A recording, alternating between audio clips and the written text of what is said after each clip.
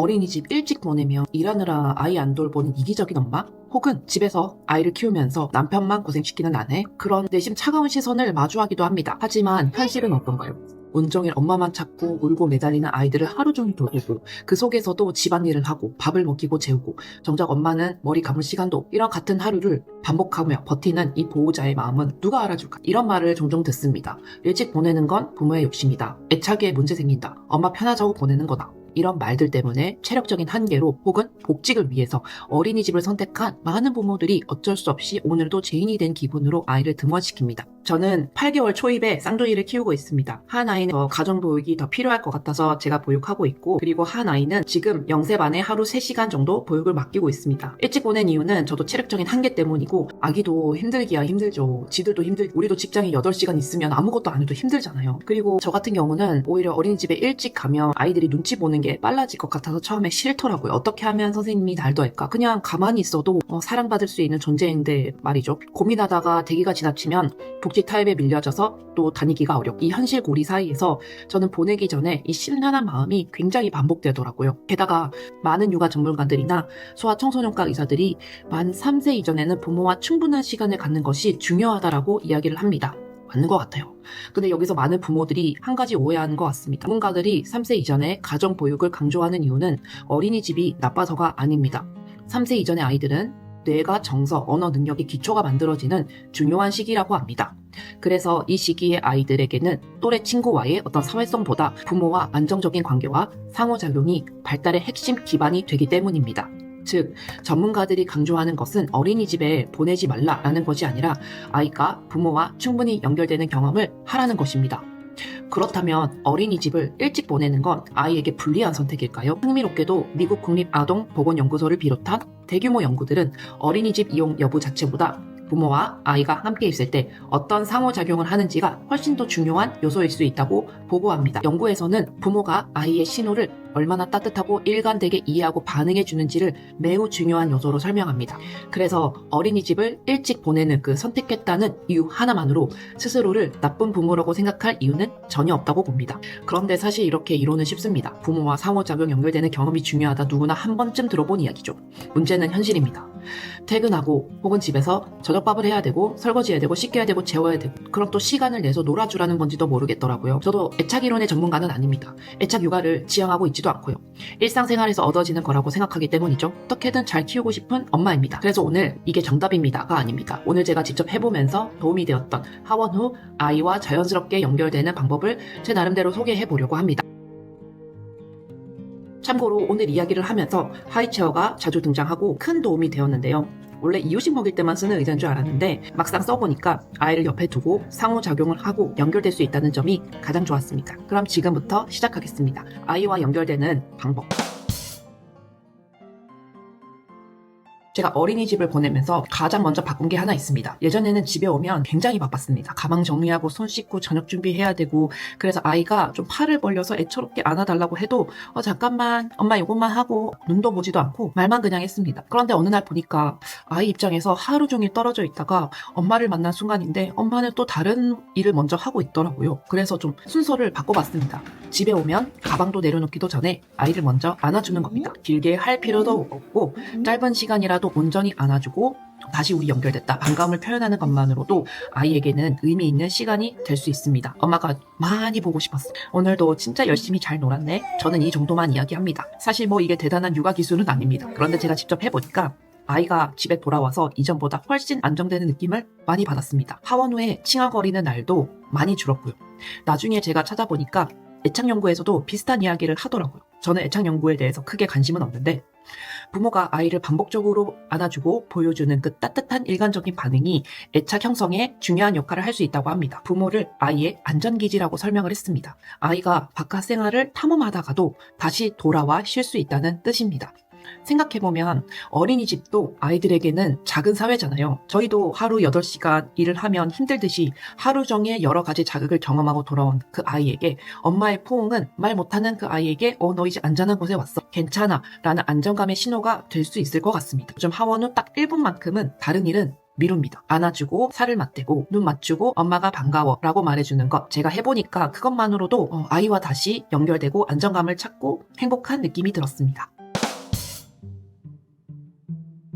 하원하고 집에 오면 아이가 이유 없이 징징징 거리는 날이 있었거든요. 왜 이렇게 오늘따라 징징거려? 근데 어느 날부터 이 징징거림을 불평불만으로 다 생각하기보다 아이가 왜 그런지 좀 공감을 하려고 노력하기 시작했습니다. 특히 저녁 준비할 때 하이체어나 안전한 곳에 아이를 앉혀두고 말을 많이 했습니다. 당근을 썰다가도 설거지를 하고 잠깐 아이를 보면서 이야기를 하는 거예요. 신기하게도 아이가 말을 하지 못해도 좀 표정이 많이 달라졌는데요.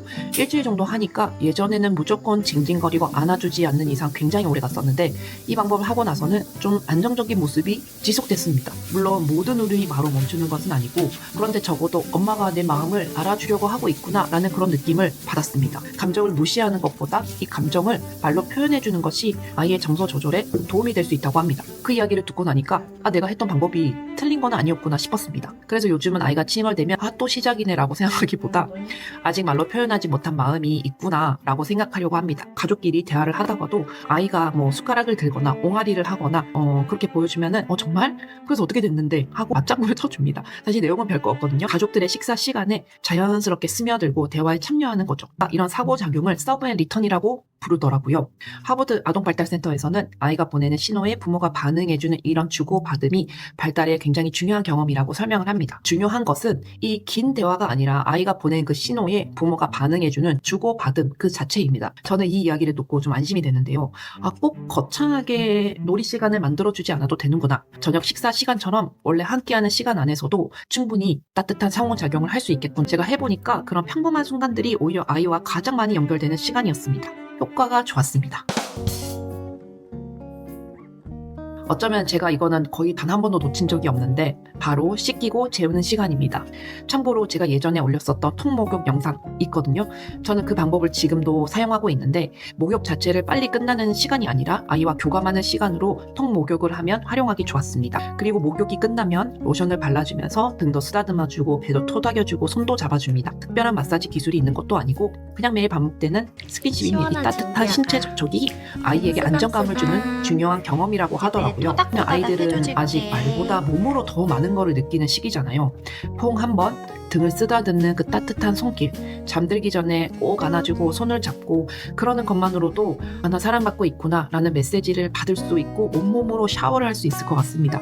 그래서 저는 요즘에 거창하게 애착을 생각을 하지 않으려고 합니다. 어린이집을 보냈다고 해서 나쁜 부모가 되는 것도 아니고 하루 종일 함께 있었다고 해서 좋은 부모가 되는 것도 아닙니다.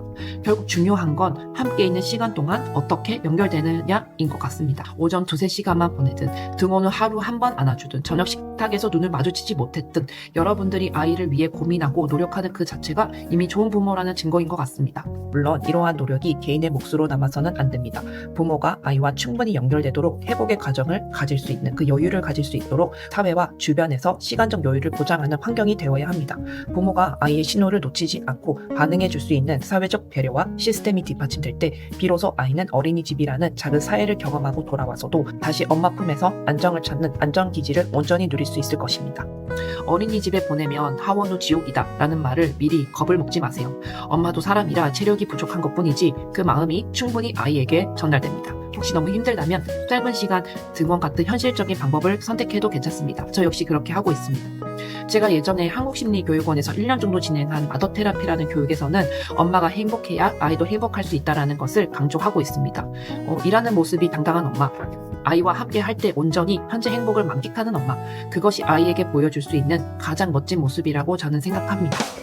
벌써 10시가 되었습니다. 그럼 계속 이어가 보도록 하겠습니다. 이제 진짜 우리가 어린이집 보내기 전에 체크해야 되는 현실적인 부분에 대해서 저의 팁들을 알려드리고자 합니다. 미리 준비하고 계획을 세우는 것이 아이의 안정적인 어린이집 생활에 필수고 훨씬 더 도움이 됩니다. 어린이집 입소가 단지 혼자 아이가 적응하는 과정이 아니고 가족 전체가 함께 적응하는 과정이기 때문에 이 체크리스트를 가족과 함께 상의해 보시기 바랍니다.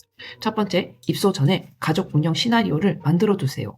워킹맘일 경우 어린이집 생활이 시작되면 예상하지 못한 상황이 자주 발생합니다. 감기, 장염, 발열 등으로 결석하거나 하원하는 그런 경우가 굉장히 흔한데요.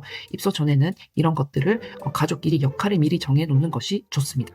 등하원 담당자가 누구인지, 아이가 아플 때 누가 먼저 대응할 것인지, 비상 연락은 누구에게 할 것인지, 하원 시간이 늦어질 경우 누가 할 것인지 등을 미리 상의해 두세요. 구체적으로 예를 들면 열이 나는 경우는 누가 반차를 사용할 것인지, 자주 가는 소아과는 어디로 가야 되는지, 조부모님의 도움을 받을 수 있는지 등 구체적으로 정해주시면 실제 상황에서 훨씬 침착하게 대응할 수 있습니다.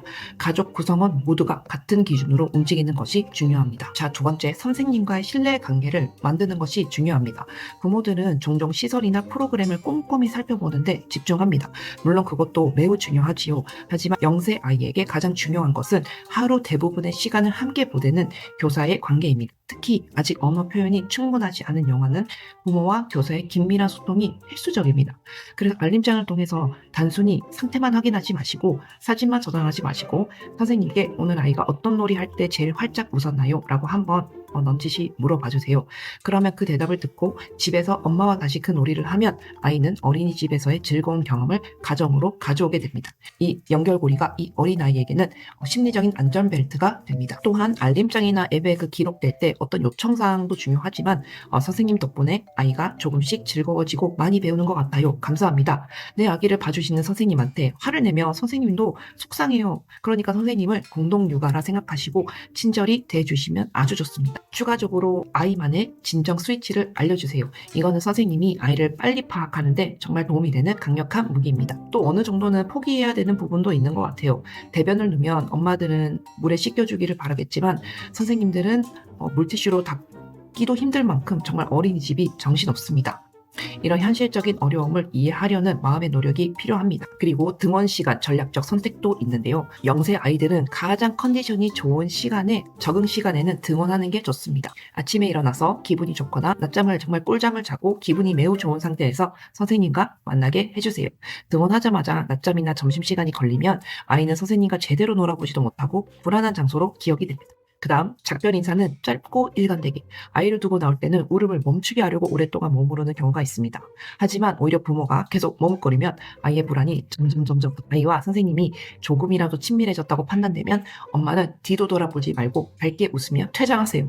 엄마가 문 앞에서 울먹거리거나 다시 돌아오면 아이는 내가 울면 엄마가 다시 오는구나. 혹은 여기는 불안해, 위험한 곳이라고 느낍니다. 엄마는 반드시 돌아온다 라는 신뢰와 확신을 가지고 짧은 이별을 하세요. 가장 중요한 것은 부모가 사라지는 것이 아니고 다시 돌아온다는 경험을 반복적으로 쌓는 것입니다. 그래서 초기에 가장 중요한 것이 약속 시간에 정확히 데리러 오는 것입니다. 아이가 시간을 제대로 알지는 못합니다. 그러나 엄마가 나를 데리러 온다. 일관된 경험이 쌓이면 분리불안이 줄어듭니다. 등하원 시간은 최대한 규칙적으로 진행하세요. 어린이집 적응에서 생각보다 중요한 것은 리듬입니다. 입소 전부터 어린이집이 어떤 시스템으로 흘러가는지 기상시간, 식사시간, 낮잠시간을 어린이집 일정과 맞춰서 적응하면 부담이 없습니다. 가능하다면 한 달 전부터 어린이집 일과표에 맞춰서 아이의 낮잠 시간을 조정해보세요. 집에서는 2시에 자는데 어린이집에서는 12시에 낮잠을 잔다면 아이는 어린이집에서 절대 잠들지 못합니다. 낮잠 리듬이 맞아야 아이가 편안함을 느낍니다. 아이가 예측 가능한 생활 패턴을 경험하는 것이 안정감 형성에 도움이 됩니다. 어른도 마찬가지잖아요. 어떤 사람을 만났는데 어떤 때는 화를 내고 어떤 때는 화내지 않고 또 직원을 고용했는데 어떨 때는 늦게 오고 어떨 때는 빨리 오고 이렇게 우리가 신뢰할 수 있는 일정한 규칙이 굉장히 중요합니다. 마지막, 입소 초기 변화는 자연스러운 과정일 수 있습니다. 집에서 더 칭얼거리거나 부모를 더 찾거나 밤잠이 일시적으로 흔들리는 모습이 나타날 수 있습니다. 이는 많은 영아에게서 관찰되는 적응 과정 일부이고 반드시 어린이집 생활이 잘못되고 있다는 의미는 아닙니다. 물론 변화가 심하거나 신체적으로 문제가 생긴다면 그리고 장기적으로 지속된다면 교사와 상담하고 반드시 소아과 전문의를 방문하는 것이 좋습니다. 기억해야 할 한 가지는 어린이집 적응의 핵심 몇 개월에 보냈느냐가 아니고 아이 주변에 어른이 얼마나 일관적이고 안정적으로 도와주었나에 가깝습니다. 새로운 환경에 적응하는 동안 믿고 의지할 수 있는 보호자가 되어주세요. 그것이 어린이집을 시작으로 앞으로의 아이가 자라날 긴 여정을 응원하는 가장 든든한 기반이 됩니다. 육아 유공자 여러분, 오늘도 육아하느라 고생 많으셨습니다.